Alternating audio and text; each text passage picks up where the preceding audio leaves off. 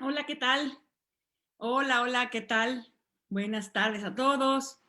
Yo soy Esther Nissan Schoenfeld, soy nutrióloga y doctora en Administración Pública y hoy les vengo a platicar sobre un tema muy interesante e importante que está sucediendo hoy, prácticamente el mes pasado, sobre el etiquetado nutrimental y cómo este nos va a poder ayudar a elegir los alimentos de mejor manera para tener una mejor alimentación. Entonces, pues sin más, comenzamos. Voy a compartir mi pantalla para poder compartir una presentación y vamos a ir platicando sobre el etiquetado nutrimental, sobre algunas cuestiones de la alimentación y con muchísimo gusto vamos a responder las preguntas que tenga la audiencia. Si quieren las dejamos para el final, nos las pueden hacer por el chat de Facebook y las podremos responder con mucho gusto. Entonces, comparto mi pantalla para iniciar con la presentación. Muy bien. Ahí se ve la presentación, yo creo que sí. Bueno, pues vamos a empezar. La plática de hoy se llama El nuevo etiquetado nutrimental. ¿Nos ayudará a tener una alimentación más saludable? ¿Ustedes qué creen? Bueno, pues después de esta conferencia, después de esta plática, quizá tengan alguna idea y van a tener alguna orientación más veraz para poder ver y decidir. El contenido de la plática que vamos a dar el día de hoy, vamos a empezar platicando sobre la salud de México, sobre la salud de la población mexicana. ¿Qué está pasando con la gente en México? ¿Cuáles son las enfermedades más comunes? ¿Qué problemática hay en el tema de la salud? Después vamos a ver qué pasa con la situación alimentaria en México, es decir, ¿por qué comemos lo que comemos? ¿Cómo elegimos nuestros alimentos? Vamos a hablar un poquito del ambiente obesogénico que tenemos en nuestro país y de ahí vamos a hablar de esta nueva política pública que es el etiquetado nutrimental a través de los sellos de advertencia, que ya todos están conociendo en los supermercados con los productos. Y al final vamos a dar recomendaciones puntuales y concretas para tener una mejor alimentación y cuidar nuestra salud. Iniciamos. Bueno, pues nada más como antecedentes, quería yo platicarles. ¿Qué está pasando en México? Bueno, la población ha ido cambiando. La edad de las personas cada vez está siendo mayor, cada vez estamos teniendo personas con esperanza de vida más alta y ha ido cambiando toda lo que es el desarrollo de enfermedades. Vamos a ver en la siguiente diapositiva cómo ha ido avanzando, cómo ha ido evolucionando estas enfermedades. Es muy interesante esta diapositiva, a mí me gusta mucho porque, fíjense, en 1922, o sea, a principios del siglo pasado, las principales enfermedades que se vivían en nuestro país eran enfermedades infecciosas, es decir, tipo neumonía, diarreas, fiebre, tos, viruela. Conforme fue avanzando los años, poco a poco fueron migrando estas enfermedades, por ejemplo, de gastroenteritis, gripe, neumonía. Si se fijan, ya más o menos por 1970 empiezan a existir las enfermedades del corazón, empiezan a existir los tumores, el cáncer. En el 90 ya viró totalmente el país, desarrolló un sistema de salud, de protección a la salud, donde se protegen y se pueden controlar mucho más estas enfermedades infecciosas, la medicina avanzó, y entonces esto hizo que emigrara a otro tipo de enfermedades. Las enfermedades que desafortunadamente son relacionadas con el estilo de vida y con la forma en cómo nos alimentamos y cómo vivimos, que son las enfermedades del corazón, los tumores, la diabetes empiezan a aparecer.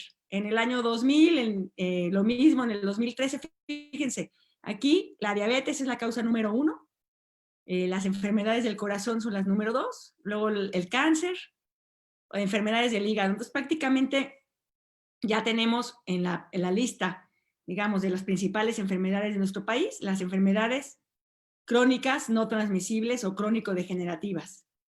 Y entonces fíjense en esta tabla es una tabla de mortalidad de las 10 primeras causas de muerte. Si se fijan, aquí tenemos la tabla total, aquí la de hombres y la de mujeres. La causa número 1 en México, y esta es del año 2017, la causa número 1 de muertes en México, en el 2017, bueno, y sigue siendo, son enfermedades del corazón. Más de 140,000 personas mueren al año por enfermedades del corazón. Y la segunda causa es la diabetes mellitus o consecuencias de la diabetes mellitus, que son más de 106,000 personas. Entonces, realmente son enfermedades, y la tercera causa ya es el cáncer, ¿no? Los tumores malignos. Después, enfermedades del hígado.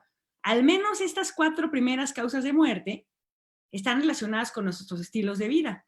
Está relacionada con la forma en que vivimos, cómo nos alimentamos, si hacemos ejercicios, si estamos sedentarios.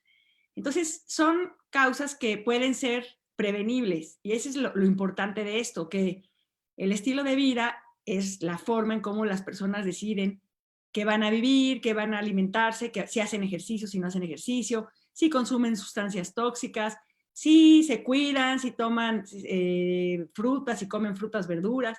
Entonces, este estilo de vida va a repercutir directamente en nuestra salud. Entonces, es importante nosotros darnos cuenta que ahora las primeras causas de muerte están relacionadas con este estilo de vida. Voy a dar algunos datos interesantes de la Encuesta Nacional de Salud y Nutrición, publicada en el año 2018. Fíjense, en el año 2016 fue la primera vez que la Secretaría de Salud Federal decretó una emergencia sanitaria por 2 enfermedades no contagiosas: el sobrepeso, la obesidad, por un lado, y la diabetes. Entonces, el gobierno decretó que hay una emergencia sanitaria por obesidad y por diabetes. Tenemos en la actualidad 8 de cada 10 adultos en México presentan entre obesidad y diabetes. Obesidad y sobrepeso. 75% de la población en México, de los adultos de 20 años y más. Y esto es muy grave. De hecho, nosotros lo vemos. Si vamos, por ejemplo, al Zócalo, si vamos a la calle y observamos a la gente, la gran mayoría de las personas están sufriendo sobrepeso y obesidad. Y bueno, la diabetes también es un tema muy grave en nuestro país. Tenemos en México más de 8.6 millones de personas que padecen la enfermedad. Pero algo impresionante que, bueno, me parece que todos tenemos que tomar en consideración es que el 14% de la población, y se dice que ya es un poco más, de todas las personas del país se encuentran en un estado prediabético. Quiere decir que su glucosa está entre 100 y 120 miligramos por decilitro. Eso quiere decir que de no cuidarse, a mediano o al largo plazo pueden desarrollar la enfermedad. Y en las personas mayores de 60 años, 25% de ellas ya tiene este padecimiento, es decir, 1 de cada 4. Entonces, si se fijan, estas enfermedades están abundando mucho en las personas en nuestro país. Otra enfermedad muy importante, que también es una enfermedad silenciosa, que también eso es un problema, que estas enfermedades son silenciosas, quiere decir que la gente no se percata de ellas hasta que ya sucede algo mal, algo, por ejemplo, un infarto, puede ser un infarto al miocardio, un infarto cerebral. La hipertensión arterial, casi el 20% de todos los adultos en México padecen hipertensión arterial, 15.2 millones de personas. Y lo increíble es que al momento de hacer la encuesta, fíjense lo impresionante, es que 47% de ellas no estaban enteradas que tenían la presión alta. Entonces, ese es el problema, ¿no? Que la gente no sabe y de repente le viene el infarto, de repente le viene el infarto cerebral, y ahí es el problema. También tenemos el problema de que la gente en nuestro país, al menos 1 de cada 5 tiene los triglicéridos altos, el colesterol alto, y esto es un factor de riesgo para presentar enfermedades del corazón. Entonces, como se ve en todos estos datos, nuestro país está teniendo una problemática muy fuerte en su población relacionada con las enfermedades crónicas no transmisibles. Y bueno, ustedes se preguntarán, ¿por qué? ¿Qué está pasando, no? ¿Qué es los cambios que estamos haciendo? ¿Por qué ahora se están presentando estas enfermedades?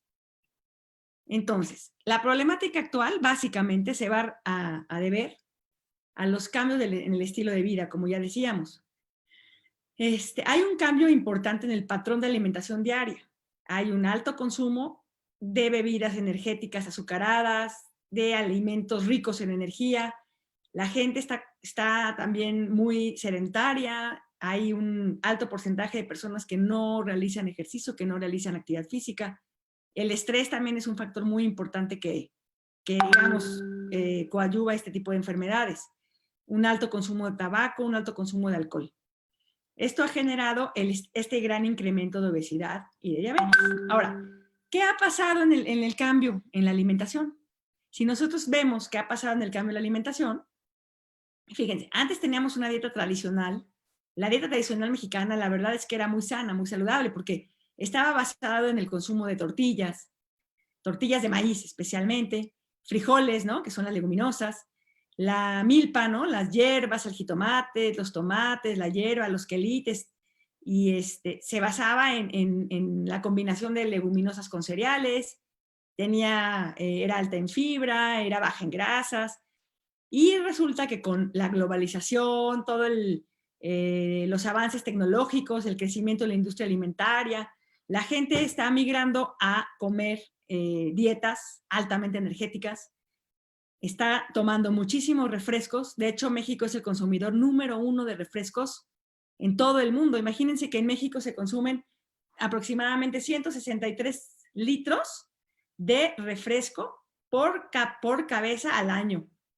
El país que le sigue me parece que consume 116, creo que es Estados Unidos. Entonces hay un gran consumo de bebidas azucaradas. La dieta también está orientada al mayor consumo de trigo, gran cantidad de productos procesados. Aunque no me crean, ¿saben qué? Lo que ha crecido mucho el consumo de las sopitas instantáneas que venden nada más para agregar agua, que además tienen un gran contenido de sodio, de conservadores. También, por otro lado, hay una muy baja ingesta de verduras, de frutas, hay una baja ingesta de agua natural. La gente no está acostumbrada a tomar agua natural. La gente, en pocas palabras, no le gusta el agua. Pero bueno, se tiene que acostumbrar al sabor del agua, ¿no? Es cosa de costumbre, de acostumbrar a nuestro paladar. También la gente ha cambiado su estilo de vida y ha tenido un incremento en el consumo de alimentos preparados fuera del hogar. Es decir, la gente sale a trabajar, las mamás ya también necesitan trabajar, el papá, la mamá, entonces prácticamente comen fuera de la casa, ¿no? Entonces también esto que ya no hay el tiempo de comer en familia, el tiempo de la reunión, ¿no? De la familia durante las comidas, también ha tenido que ver con este incremento, ¿no? Del sobrepeso, la obesidad y las enfermedades crónicas. Muy bien. Ahora me gustaría platicarles un poquito por qué es importante que ustedes logren entender cómo la gente elige sus alimentos. ¿Qué factores intervienen para que nosotros escojamos qué comemos? O sea, ¿por qué comemos lo que comemos? Entonces, fíjense, la alimentación se ve directamente influenciada por factores biológicos. Los factores biológicos se refieren, por ejemplo, al hambre, a la saciedad, al gusto, los sabores. Generalmente nosotros tenemos un gusto que ya viene, digamos, genético, un gusto alto por los sabores dulces y salados y grasosos también. Y hay un bajo gusto por el sabor amargo o por el agrio, ¿no? Y esto data también de las generaciones de hace muchos, muchos años, porque, por ejemplo, cuando habían hierbas venenosas tenían un sabor amargo, entonces la gente se comía la hierba, le sabía amarga y luego resultaba que era venenosa. Entonces, el cuerpo se defiende y entonces ha hecho esta aversión, ¿no? Por este tipo de sabores. Pero los sabores que sí gustan mucho es el sabor dulce y el sabor salado, ¿no? Entonces, bueno, estas influencias biológicas tienen que ver con lo que la gente va a comer, porque son los gustos, el sabor, el hambre, la saciedad, ¿no? Luego también tenemos las preferencias culturales y sociales, es decir, la cultura donde vivimos, qué se acostumbra a comer, la disponibilidad alimentaria, qué hay en el lugar, en la geografía, qué se produce en nuestra región, la economía, es decir, con qué, digamos, recursos contamos también para adquirir los alimentos. Los grupos étnicos, o sea, los orígenes, la cocina nativa, la cocina tradicional, todo esto, donde nosotros nacimos, la comida que nos enseñan a comer desde pequeñitos, la que se produce y se hace en nuestro lugar de origen, pues es la que nos va a gustar. Entonces es una influencia fuerte, ¿no? La parte cultural. La parte social también es una influencia fuerte porque la alimentación también debe de cubrir una función social. Ustedes saben que siempre es de que vamos a comer, vamos a cenar, vamos a festejar el cumpleaños con una comida, la comida o la cena de Navidad, la cena de, el pan de muerto que ahorita acabamos de comer, son costumbres, ¿no? Son cosas sociales que también nos gusta comer y lo hacemos también relacionado con el lugar donde vivimos. Otros factores que nos influencian para comer lo que comemos son los factores familiares y psicológicos. Las personas siempre están esperando cosas ricas de la comida, que la comida cubra esta necesidad psicológica, es decir, que sea atractiva, que sea rica, que tenga buena vista, que tenga colorido, que cumpla con las tradiciones familiares. Por ejemplo, el caldito que hacía la abuelita, pues tú te acuerdas con mucho cariño, ¿no? Entonces te va a gustar comer, y cuando comes el caldito, pues te acuerdas de tu abuelita y cosas así. Entonces tiene mucho que ver esta parte afectiva, psicológica de la alimentación. Y otro aspecto bien importante es el contexto ambiental, es decir, el dónde vivimos, qué se produce, el ambiente que hay en el lugar donde estamos. Entonces, fíjense, aquí les puse unas fotografías que personalmente me gustan mucho. Son tomadas por un fotógrafo que se llama Peter Menzel, y él fue tomado hace muchos años, hace más de 25 años. Se fue a diferentes lugares y puso la comida que se ingería una familia durante una semana. Entonces aquí, por ejemplo, ¿por qué quiero poner estas fotografías? Bueno, pues justamente para que ustedes vean cómo cada lugar tiene sus características particulares. Por ejemplo, aquí es el caso de la familia mexicana. Fíjense cómo están consumiendo mucho refresco, bueno, aquí hay como 12 botellas de 2 litros de refresco, y esto es lo que se consume en una semana. Tenemos también mucho pan, están los dulces de los niños. También aquí tenemos la ventaja que sí hay bastante verdura y fruta, ¿no?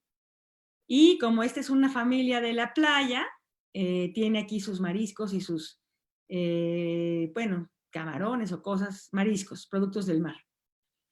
Entonces, es importante que vean las diferencias que hay de un lugar a otro, pues según la alimentación va a depender de esto, ¿no? Entonces, por ejemplo, esta es una familia italiana.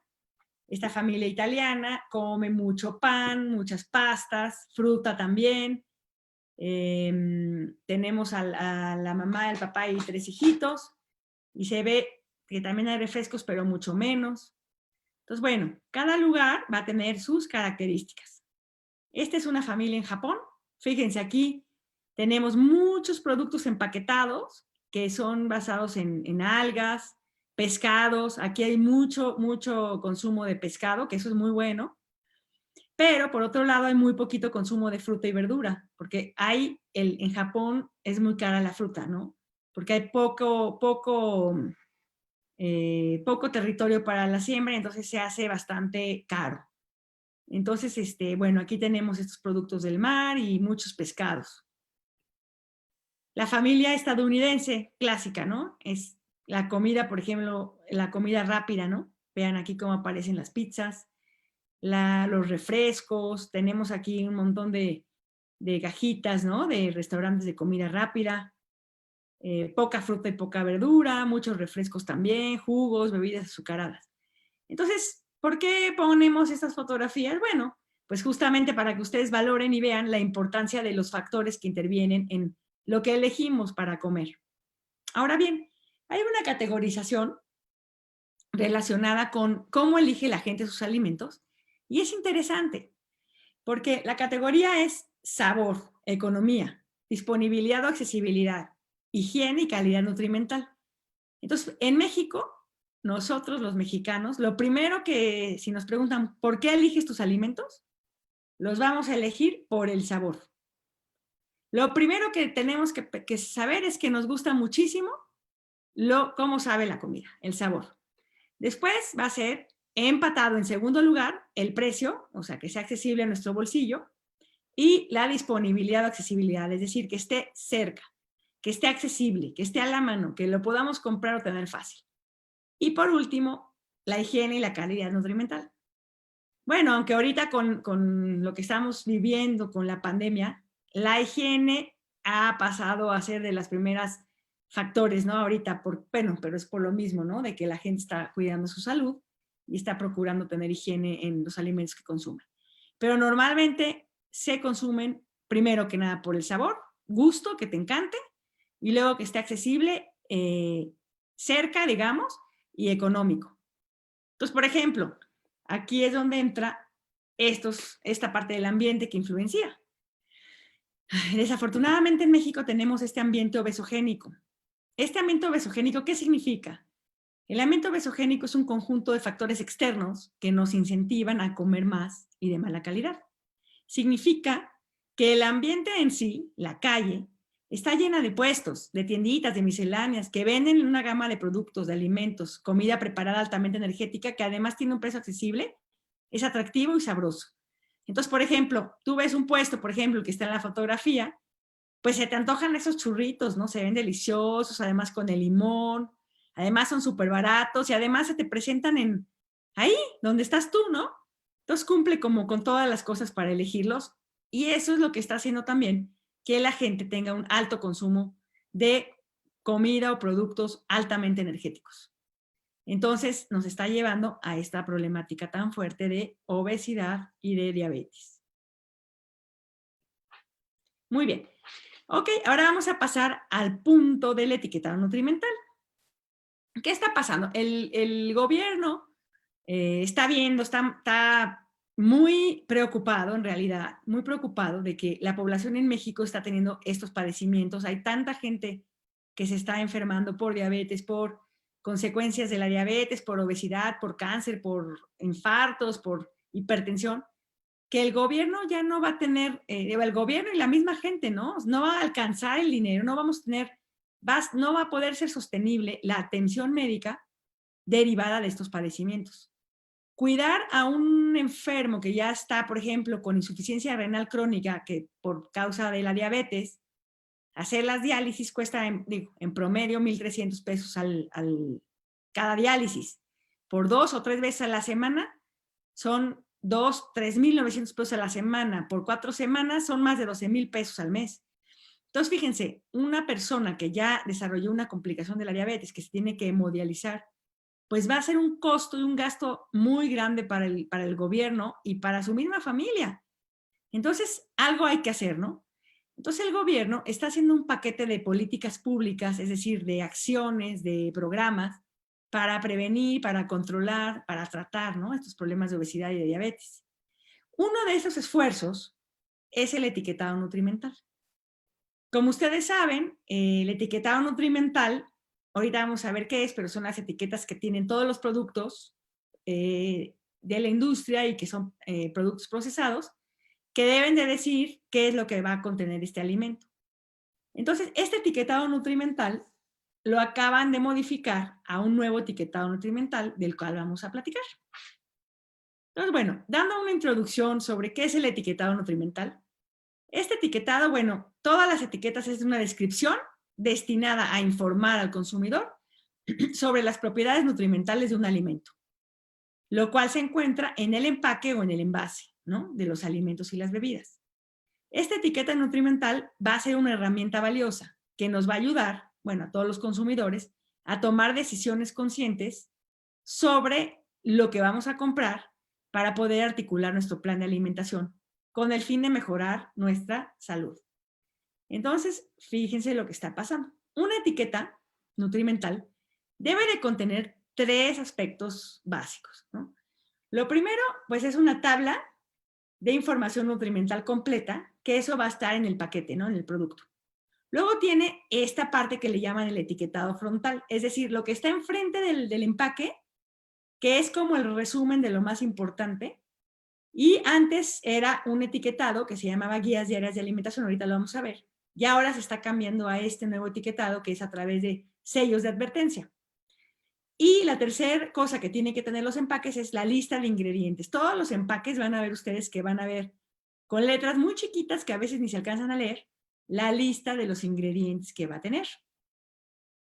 Entonces, un poco de los antecedentes relacionados con el etiquetado nutrimental. Ustedes se acuerdan que hasta antes de octubre teníamos un etiquetado frontal que era de esta manera, donde se presentaban la energía, las grasas, los azúcares, etcétera, ¿no? Pero este etiquetado era un etiquetado muy confuso. Requería de conocimientos matemáticos para entenderle, porque, por ejemplo, este etiquetado es por una porción de 30 gramos. Y si la caja de cereal tenía 10 porciones, pues si nos comemos toda la caja tendríamos que estar multiplicando, ¿no?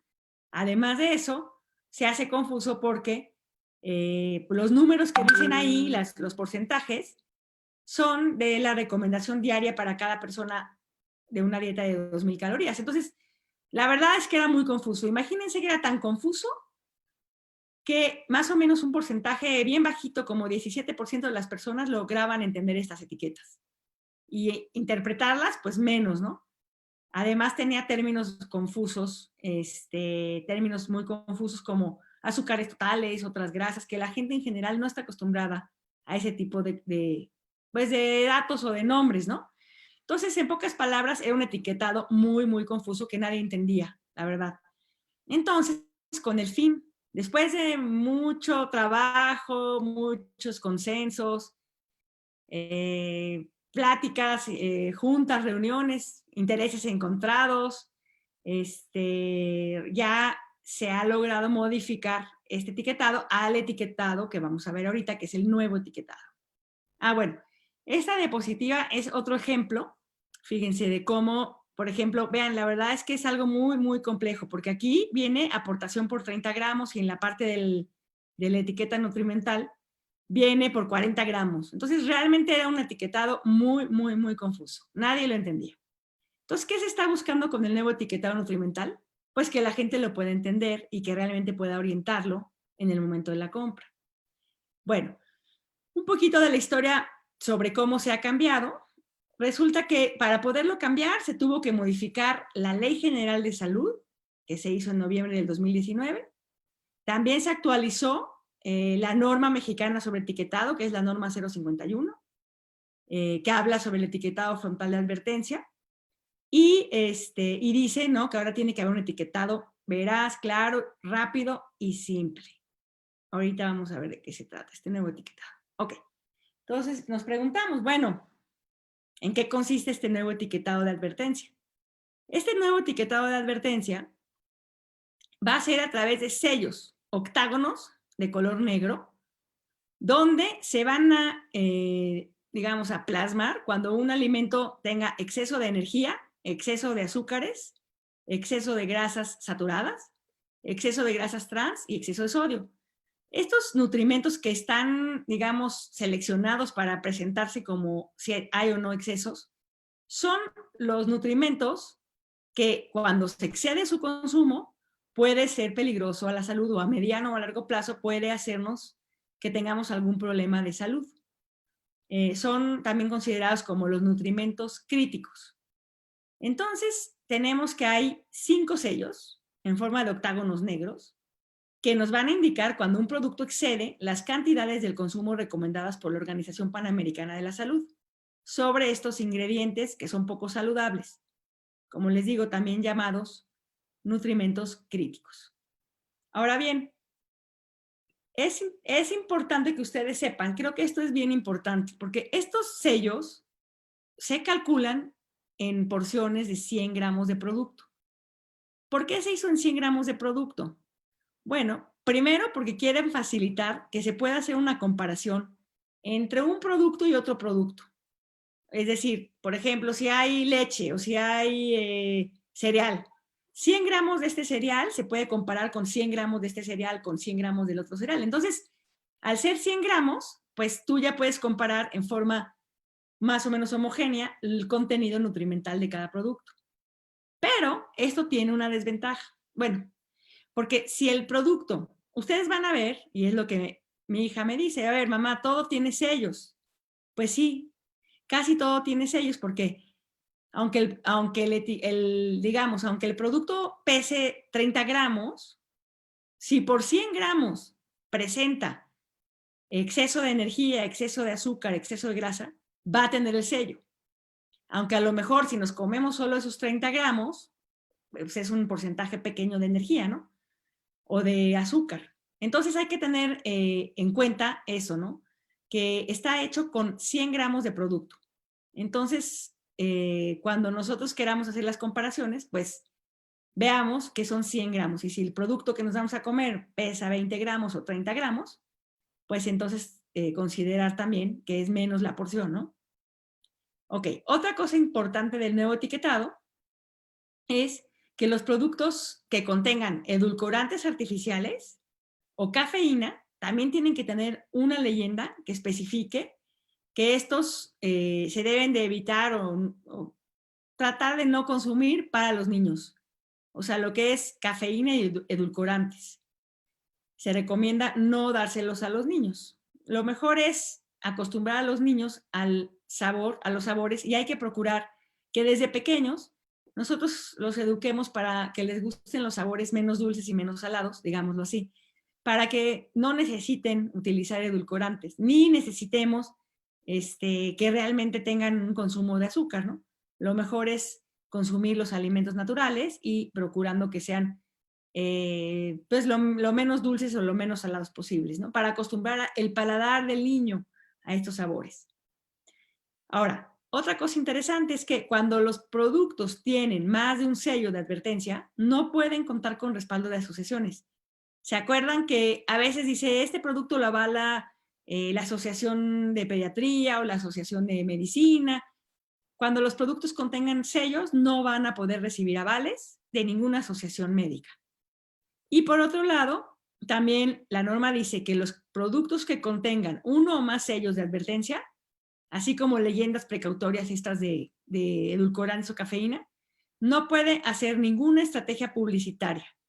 Es decir, en el empaque no puedan ver personajes, dibujos animados, etc. Fíjense aquí, por ejemplo, este cereal, ¿no?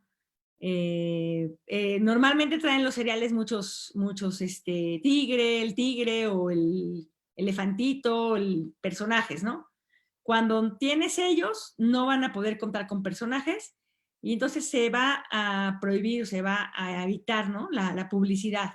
Entonces vean cómo sería el empaque, ¿no? Realmente aquí sin los personajes. Entonces también esa es otra de las cosas que la ley nos está diciendo, ¿no? La norma 051 habla que no se puede poner personajes para convencer a los niños de que coman ese tipo de productos si son productos con sellos. Y otra cosa, los productos sean pequeños, acuérdense, porciones más pequeñas, no están exentos de los sellos. Como les decía, si 100 gramos excede la energía, el azúcar, la grasa, etcétera, aunque sea una porción pequeñita, va a tener esos sellos, ¿no? Entonces, eso hay que estar atentos. Muy bien. Ahora pasamos a ver este nuevo etiquetado, ¿para qué? ¿Para qué está? ¿Para qué estos sellos, no? Entonces, lo primero es que vamos a tener sellos frontales negros visibles. Ahora, ¿qué? ¿Para qué? Para que nos informe de manera veraz, clara, rápida y simple el contenido de los nutrimentos poco saludables, también llamados críticos en los alimentos, procesados y en las bebidas no alcohólicas preenvasadas.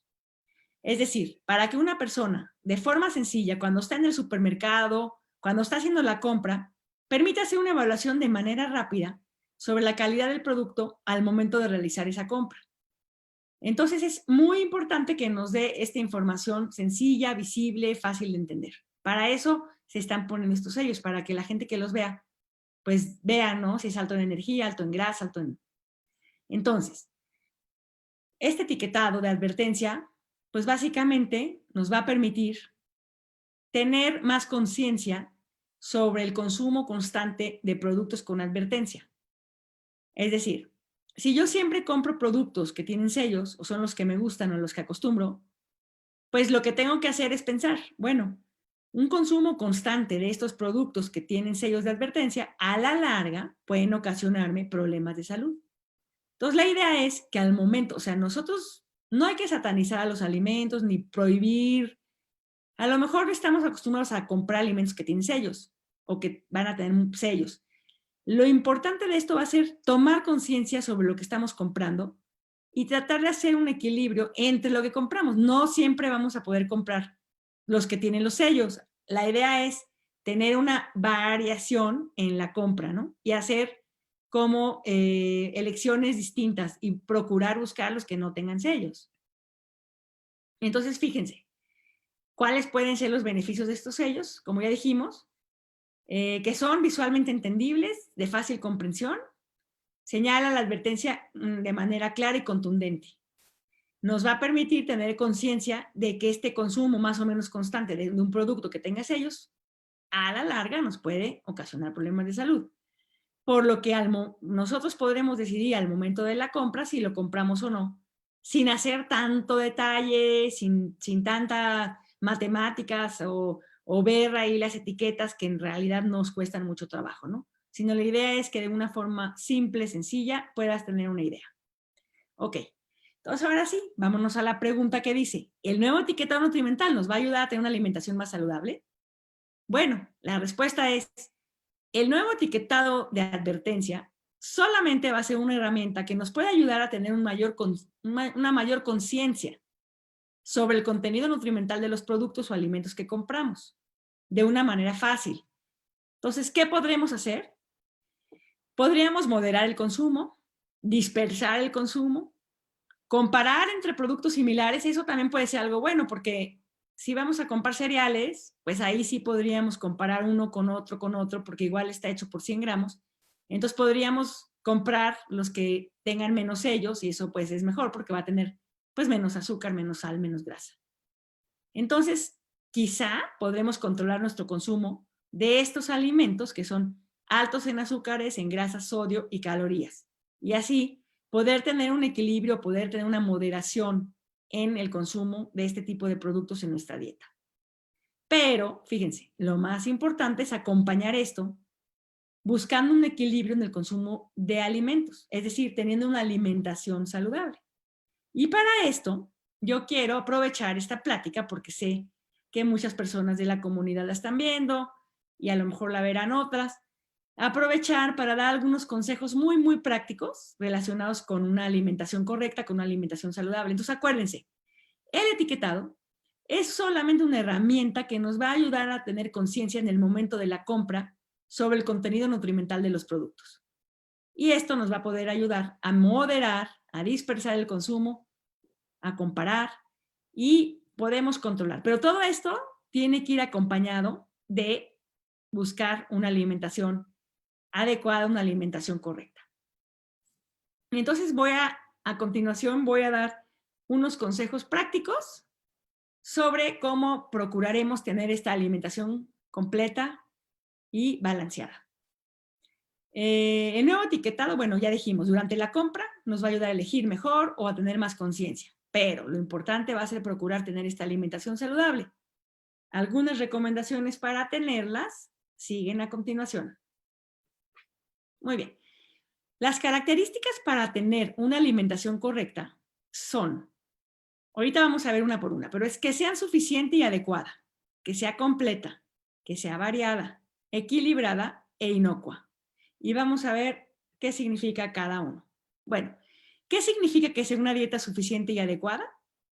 Que la alimentación debe de cubrir estas necesidades biológicas de nutrimentos que nuestro cuerpo va a necesitar para hacer todas las tareas del día. Es decir, debe de cubrir la cantidad de energía, de hidratos de carbono, de vitaminas, de nutrimentos inorgánicos, de los macronutrimentos, de los micronutrimentos, para cubrir las necesidades básicas de nuestro organismo para que nuestro cuerpo viva sanamente. Y será adecuado a la edad, al sexo, si hago ejercicio o no, a las características personales de cada persona. Entonces, la alimentación debe de cubrir esta necesidad de nutrimentos relacionado con las características particulares de cada quien. Segundo, que sea una alimentación completa. Cuando decimos completa, ¿a qué nos referimos? Bueno, es muy sencillo. El plato del bien comer es la guía que nos va a, digamos, a orientar, ¿no? Como los grupos de alimentos. Existen 3 grandes grupos. El grupo de las verduras y las frutas, el grupo de los cereales. Bueno, el de las verduras y las frutas nos va a aportar principalmente al cuerpo agua, vitaminas, colorido, fibra y nutrimentos inorgánicos. Luego viene el grupo de los cereales, que nos va a aportar hidratos de carbono a la dieta, principalmente, es decir, energía a la dieta. Y el tercer grupo es el grupo de los alimentos de origen animal y las leguminosas, que nos van a aportar proteínas a la dieta. Entonces, fíjense, la idea de una alimentación completa significa que al menos incluyamos al menos un alimento de cada grupo en cada una de nuestras 3 comidas principales del día. Entonces, al hacer esto, vamos a tener una dieta completa. Ahora, también tiene que ser una dieta variada. ¿Qué es variada? Bueno, que dentro del mismo grupo tenemos una gama enorme, enorme, enorme de alimentos No siempre comamos lo mismo. Por ejemplo, frutas. No diario va a comer sandía, sandía, sandía. No, un día sandía, un día papaya, un día una manzana, un día melón. Entonces la idea es variar dentro de los mismos grupos, tener diversidad en la elección de los alimentos del mismo grupo. Como bien decimos los nutriólogos, hay que comer de colores, porque fíjense qué bonita diapositiva. Cada colorido son pigmentos, son fitoquímicos, son sustancias químicas, fitoquímicas que nos van a aportar, por ejemplo, antioxidantes, vitaminas, muchas cosas a la alimentación, a la dieta. Y esto va a cubrir nuestras necesidades nutrimentales. Entonces, por eso tiene que ser variada nuestra dieta. La tercera característica es que sea una dieta equilibrada. ¿A qué nos referimos con que sea equilibrada la dieta? Bueno, muy sencillo. Fíjense este plato. Vean esta diapositiva. La mitad del plato, aunque a veces no nos gustan las verduras, pero la mitad del plato, si nosotros dividimos el plato en la mitad y luego en la mitad tiene que ser del grupo de las verduras, siempre. Tratar de consumir en cada una de las comidas la mitad que sea verduras, ¿sí? Una cuarta parte del grupo de los cereales, que pueden ser arroz, tortillas, espaguetis, y una cuarta parte del grupo de las proteínas, que pueden ser la carne, puede ser leguminosas también, frijolitos, habas, lentejas. Entonces, si seguimos esta proporción, vean esta diapositiva, es muy bonita y muy ilustrativa, vamos a tener una dieta equilibrada, vamos a guardar las proporciones que el cuerpo requiere de los nutrimentos que nos van a aportar los alimentos a la dieta. Y por último, la característica de inocua, es decir, que no nos haga daño. Nosotros tenemos que lavar las verduras, las frutas, desinfectarlas. Ahorita, con mayor razón, tenemos que tener mucho cuidado, ¿no? Con la pandemia por COVID, tener mucha higiene y mucha cautela y cuidado de lavar muy bien todo lo que viene, ¿no? De afuera, del supermercado, del mercado. Lavar, desinfectar frutas, verduras para que estemos sanos y saludables. Entonces, si se fijan, estas características que son dieta suficiente, completa, variada, equilibrada e inocua, son 5. Si las cumplimos, nuestra dieta prácticamente va a ser una dieta completa, una dieta correcta. Y vamos a tener una buena alimentación que va a cubrir nuestros nutrimentos, los que necesita nuestro cuerpo para vivir sanamente. Muy bien. A continuación, en los próximos 5 minutitos que nos restan, o 10 de la plática, les voy a dar algunos consejos prácticos para mejorar su alimentación y mejorar el estilo de vida. Algo bien importante es cuidar las porciones, el tamaño de las porciones que tenemos que tener. Si se fijan, conforme ha avanzado también la tecnología, pues todos los restaurantes, toda la comida rápida, etcétera, cada vez van siendo más grandes las porciones. La porción de palomitas que vendían en un cine hace 25 años a las que venden hoy es inmensamente diferente. Entonces, también eso ha hecho que poco a poco vayamos ganando peso, porque las porciones son gigantes. Entonces, por ejemplo, aquí, si se fijan, con las manos juntas, las verduras es todo lo que queramos. Los cereales, si cerramos el puño, lo que nos quepa, el tamaño del puño es la cantidad de cereal que vamos a comer. La carne es la mano abierta, lo que te quepa en la mano aproximadamente son porciones de 100 a 120 gramos. La fruta también es puño cerrado. La grasa, el dedito, lo que te quepa aquí, una cucharadita, lo que es los aceites. Los quesos aproximadamente son 30 gramos, es más o menos 2 dedos, ¿sí? Entonces, las porciones deben ser moderadas, deben ser, digamos, cuidarlas, porque ahí también es un problema. Podemos comer de todo cuidando nuestras porciones. Como les digo, no hay que satanizar alimentos, simplemente hay que moderar y cuidar las porciones que nos comemos. También otra cosa importante va a ser comer con calma, sin distractores, es decir, sin ver la televisión de preferencia. Si se puede comer en familia o con algún familiar o amigo, pues mejor. Porque comer solito viendo la televisión, eso hace que puedas comer mucho más cantidad y ni siquiera te das cuenta de lo que estás comiendo. Muy importante estructurar los tiempos de la comida, tener un orden, desayunar, comer y cenar a unas horas precisas y no saltarse las comidas. saltarse comidas es contraproducente también en el sentido de que no nos va a ayudar ni a perder peso ni a nada. Masticar muy bien los alimentos. Se recomienda masticar por lo menos 20 veces cada alimento antes de tragarlo, ¿no? Realmente masticar despacio y comer, tragar el alimento muy bien masticadito. Muy bien. Otras recomendaciones interesantes son procurar disminuir el consumo de azúcares, grasas y sal, aumentar el consumo de verduras, de preferencia en cada comida, como ya dijimos, procurar también disminuir el consumo diario de bebidas azucaradas como refrescos y jugos. Algo importante, los jugos. Los jugos prácticamente equivalen a azúcar. Los que no son naturales, aún peor, ¿no? Equivalen, perdón, a aguas azucaradas, a refrescos. Incluso el jugo natural, la porción adecuada sería medio vaso o media taza de refresco. Porque si tomamos un vaso o 2 vasos de refresco, es nuevamente equivalente a azúcar, equivalente a una bebida azucarada. Aguas ahí, porque parece ser que es muy saludable tomar mucho jugo, y la verdad es que equivale también a azúcar y a bebida azucarada. Entonces, la porción correcta del jugo es medio vaso.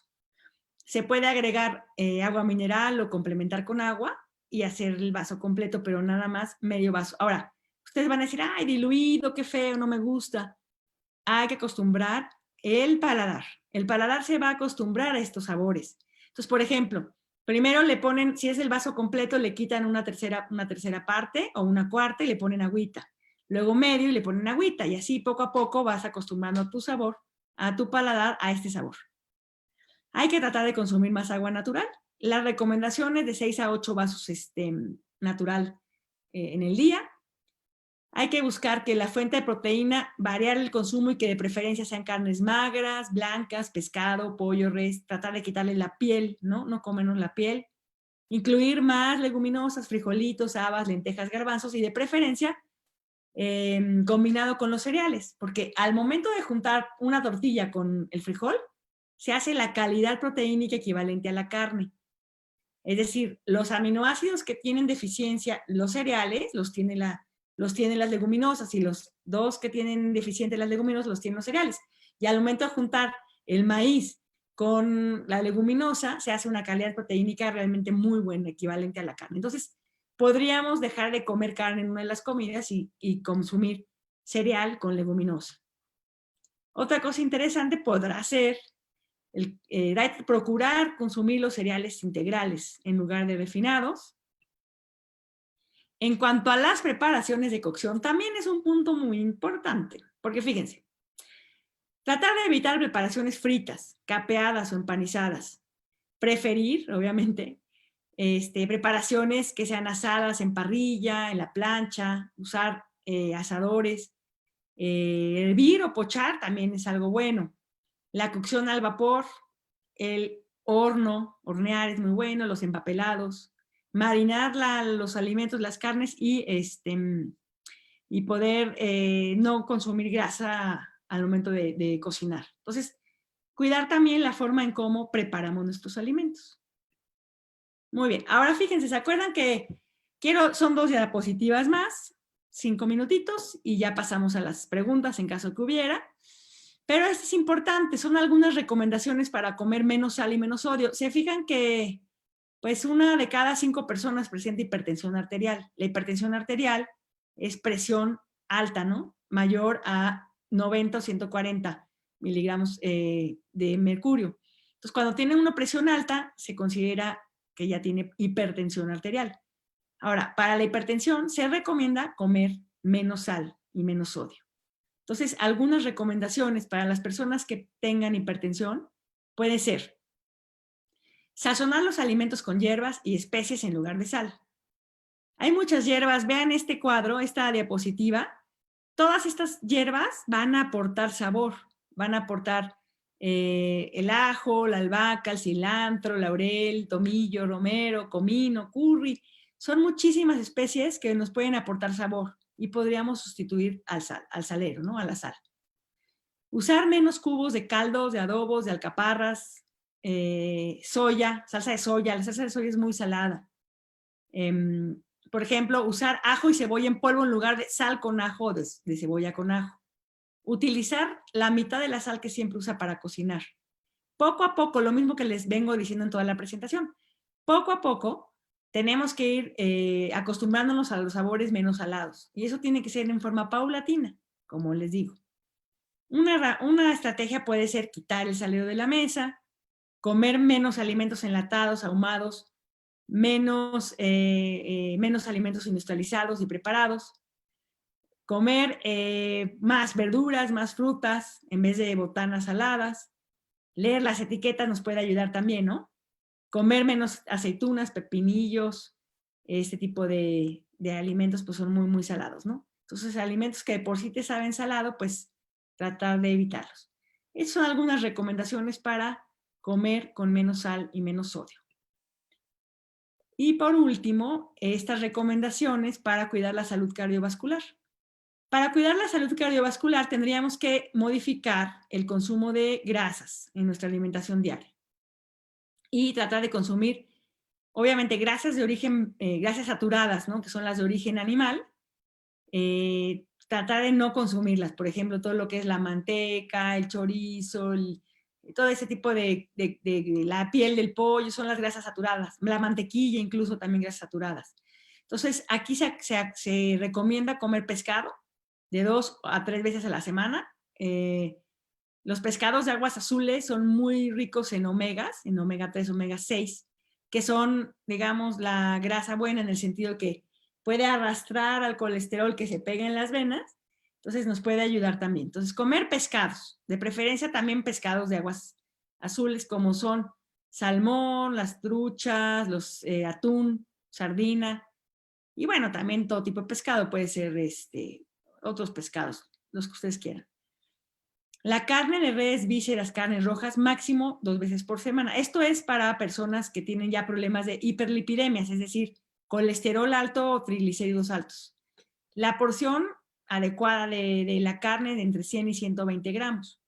Aquí, por ejemplo, vean, las porciones son muy grandes, tipo en los restaurantes te dan hasta 250 o 300 gramos una porción. Entonces, aquí lo que conviene si salimos a comer a un restaurante es compartir las porciones, porque son muy, muy grandes. Muy bien. Luego, pues ya dijimos, pollo y pavo sin piel, evitar los embutidos o la salchichonería porque tienen muchos nitritos y nitratos y tienen muchas sales, tienen muchos conservadores. Entonces, de preferencia, evitar o consumir muy poco. Si consumimos los lácteos, que sean lácteos descremados, leche descremada, los quesos más óptimos serían los quesos frescos como panela, Oaxaca, mozzarella, el cotija. Mientras más amarillo es un queso, más grasa tiene. Entonces es más contenido, por ejemplo, un queso manchego es un queso muy grasoso. Entonces procurar comer quesos frescos tipo Oaxaca, mozzarella, panela, etcétera, ¿no? Usar en forma moderada aceite para cocinar. Si tienen un spray, un aspersor, a lo mejor vale la pena, en vez de vaciarlo de la botella, es aspersarlo con el aspersor y ponerle poquito aceite al sartén. Limitar el consumo de grasas saturadas de origen animal. Intentar consumir una comida al día sin productos de origen animal, es decir, que sea una comida con leguminosas combinada con los cereales. Más o menos, estos serían los consejos prácticos para tener una mejor salud cardiovascular. Y bueno, me parece que con eso es todo. Por mi parte, creo que con esto hablamos un poco, recapitulando, hablamos relacionado con la problemática de salud que estamos viviendo en el país. Hablamos qué está pasando en México y por qué los mexicanos estamos teniendo estos problemas de obesidad y sobrepeso, o sea, qué comemos los mexicanos. Platicamos también de cómo elegimos los alimentos, los factores que influyen para que comamos o no comamos algo. De allí nos fuimos a las políticas públicas, al etiquetado nutrimental específicamente como un esfuerzo que está haciendo el gobierno para orientar a las personas, a los ciudadanos, a cómo que puedan elegir mejor sus alimentos. Entonces tenemos que el nuevo etiquetado es el etiquetado de advertencia, son octágonos negros que van a tener los productos que tengan un exceso de energía, azúcar, sal, grasas grasas saturadas y tienen las etiquetas también, los que tienen edulcorantes y cafeína tienen que tener. Entonces, estos sellos nos van a advertir sobre estos nutrimentos críticos, que son los que a largo plazo, de consumirlos mucho, pueden provocar alguna enfermedad. Entonces, la idea es que al momento de la compra nosotros podamos moderar, controlar, comparar, ¿no?, los productos y poder elegir de mejor manera. Entonces, tomemos el etiquetado como una herramienta que nos puede ayudar para orientarnos al momento de la compra, pero lo más importante es tener o buscar una buena alimentación, una alimentación completa con las características que ya vimos ahorita. Siguiendo el plato del bien comer y comiendo de todos los grupos de alimentos, variado, y comer muchas verduras, tomar mucha agua, etcétera, etcétera. Y bueno, por mi parte es todo.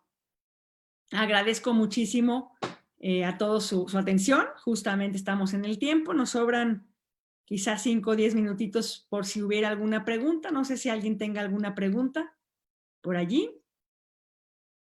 Hola, Esther. Hola, Oye, Alejandro. Isaac Setune pregunta que qué opinas si valdría la pena que los productores tengan versiones con porciones razonables, por ejemplo, empaques de 100 calorías, recomendaciones prácticas, etcétera. Muy bien. Muy buena pregunta. Muchas gracias, Isaac. Fíjate que va a ser imposible, bueno, al menos como está la ley, va a ser imposible. Justo es lo que están luchando los productores, ¿no?, de la industria alimentaria, los fabricantes de estos alimentos. Ellos querían que las porciones pequeñas tuvieran en base los sellos a la porción. Pero esto es imposible, va a ser imposible porque la ley como está ahorita habla de porciones de 100 gramos.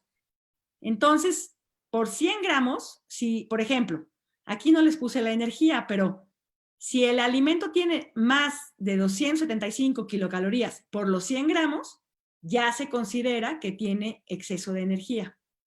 Entonces, es muy, bueno, puede ser muy fácil que un alimento pase esa energía por los 100 gramos. Entonces, por eso es que ahorita van a ver que muchos alimentos tienen sellos, ¿no? Incluso los que se consideraban hasta saludables, ¿no?, van a aparecer con sellos, porque la porción es 100 gramos. Y por 100 gramos, si tienen más de 275 calorías de energía, esos 100 gramos ya tiene el sello de energía. Y también el azúcar lo mismo, o sea, si tiene un determinado gramos de azúcar en los 100 gramos, pues ya va a ser alto en azúcar y lo mismo las grasas. Entonces, es imposible a la fecha, justamente es la pelea que están teniendo los fabricantes de este tipo de alimentos, pero no se va a modificar. Lo que yo entendí hasta ahorita y lo que han resuelto es que no se puede modificar. Las porciones, la tabla en la ley está hecha en base a 100 gramos y está muy clarito. De hecho, ahorita va a estar 2 años, los próximos 2 años va a estar esta tabla, la tabla esta que les estoy comentando, que son 275 kilocalorías. La verdad no tengo de memoria el azúcar, el contenido de azúcar y grasa, pero en 2 años se va a apretar más. Imagínense qué grave va a ser. Se va a apretar más la cantidad de, digamos, se va a bajar la energía en los 100 gramos para ponerle el sello.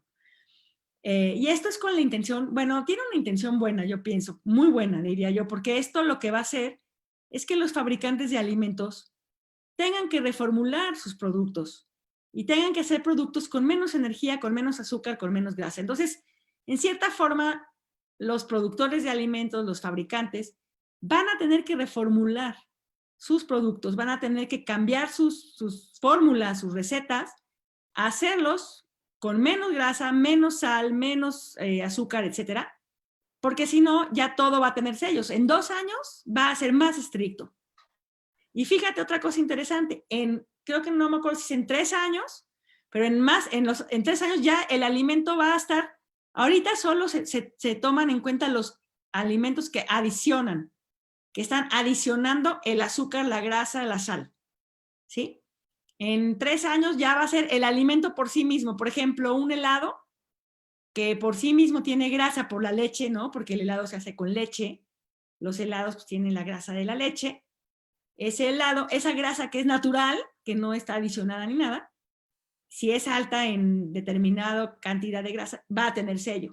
Entonces, la ley va para más. Digamos que está estipulada hasta 3 años o más y cada vez va siendo más exigente. Entonces, esto va a obligar a los productores a cambiar y a reformular productos. Me parece bien porque la gente en sí consume muchos alimentos de este tipo, altamente energéticos, y por eso de verdad estamos padeciendo, ¿no?, estos problemas de obesidad y diabetes. No sé si respondo la pregunta, me imagino que, o bueno, no sé, ya me dirás, espero que haya solucionado la pregunta. Tenemos también muchos saludos. Maripaz Herrera dice que muy interesante y sencilla comprensión. Te manda saludos y felicitaciones. El Muchas doctor gracias. Bernardo Tanur también te felicita mucho porque considera que esta información es necesaria. Simón Setune también dice que muy interesante. Gracias por compartir. Vicky Schoenfeld también te agradece mucho. Y Yadiralia Villar comenta algo, dice, respecto al nuevo etiquetado, en lo personal creo que es más difícil el poder comparar diferentes productos, ya que con los datos que tenían en la parte frontal por porción, podíamos comparar con otro y la misma porción.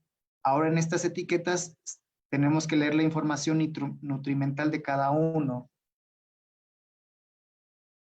Pues la verdad que tiene razón, porque bueno, se puede comparar por, bueno, en el sentido de que son por 100 gramos, pero fíjate si tiene razón ella, porque, por ejemplo, un alimento que tenga un sello de azúcar, si tú lo comparas con los otros 100 gramos de otro alimento, el mismo producto de otra marca o de otra poquita variación, que también tenga el mismo sello de azúcar, en realidad el sello ya después de un límite, ya no, después de 275 calorías, por ejemplo, ya si tiene 300 o si tiene 450, ya va a tener el sello.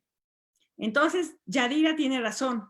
Sí tendríamos que ver la tabla para ver la cantidad de azúcar, la cantidad de sal que tuviera, en caso que fueran alimentos, por ejemplo, con los mismos sellos. Si tú comparas un cereal de caja que tiene, por ejemplo, sello de energía y sello de azúcar, pues después de una cantidad determinada, sea la cantidad, si es más o muchísimo más, ya no se va a poder ver porque el sello ya nada más te va a decir que es alto. Y es verdad, tendrías que irte a la tabla de atrás para ver qué cantidad de azúcar tiene cada uno, qué cantidad de energía. Muy acertado su comentario, tiene toda la razón. Es verdad, es verdad. Pero bueno, la cosa es que la gente en general, a lo mejor ya dirá, es una persona especialista o sabe perfectamente las etiquetas y no le cuesta trabajo esto de los nutrimentos, de los porcentajes, de las porciones y puede hacer las multiplicaciones. Pero en general la gente no podía entender, si tú haces la encuesta, nadie entendía. Porque, por ejemplo, la porción era de 30 gramos, pero en el empaque venían 2 porciones y media. Entonces venía que 100 calorías por 30 gramos, pero lo tenías que multiplicar por 2.5, eran 250 calorías. Entonces, pues sí, si ella es una persona que veía las etiquetas y las entendía, pues a lo mejor sí estaba más fácil en el sentido de la otra, más puntual, digámoslo así, en cuanto a las cantidades. Ahora, pasando el sello, pues ya sí tendrá que ver la etiqueta, es verdad. Es verdad. Gracias por la observación, Yadira, es muy interesante. Gracias, doctora Maripaz. Gracias por ver la presentación y gracias a toda la familia, que están viendo la presentación. Ya por último, Karen Satki también te manda felicitaciones y Santiago Godínez dice que muy buena información, muchas gracias. Ay, muchas gracias, qué amables. Muchas gracias por ver la presentación y pues ojalá les haya iluminado, aunque sea un poquito, para cuando vean tantos sellos ahí en los productos. Procurar comprar alimentos con menos sellos va a ser mejor, eso es definitivo. Y en caso que tuvieran sellos, pues sí, fijarse en la tabla nutrimental para ver las cantidades de azúcar y de cómo viene por 100 gramos, bueno, eso puede ayudar porque va a ser más fácil la comparativa, ¿no? Bueno, pues ya no hay otra pregunta, Alejandro. No, es todo. Perfecto, bueno, pues nada más agradecer a todos, ¿no? Su presencia y pues a toda la gente que estuvo en la presentación y Pues un gusto. Muchas gracias al CDI también por la invitación. Gracias, Alejandro. Gracias, Carolina. Con mucho gusto estuve aquí dando esta plática. Cuando quieran otra, con gusto también. Y bueno, pues eso sería todo por mi parte. Muchas, muchas gracias.